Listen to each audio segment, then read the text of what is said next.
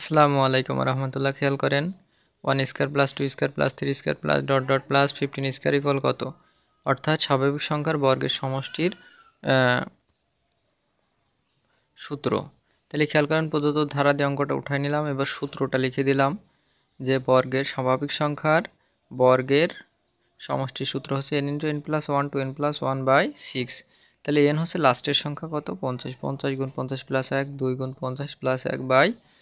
তাহলে 50 রাখলাম, 50 এর আগে 51, 50 দুগুণে 101।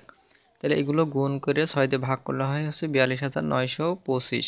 তো দেখেন আমি সূত্রটা লিখে দিয়েছি যে 1 স্কয়ার প্লাস 2 স্কয়ার অর্থাৎ স্বাভাবিক সংখ্যার বর্গের সমষ্টি হচ্ছে সূত্র লাস্টের সংখ্যাটা যেটা থাকে ওইটা হচ্ছে n। তাহলে n হচ্ছে n × n+1 × 2n + 1/6। তো অঙ্কটা হয়ে গেছে। সকলকে ধন্যবাদ।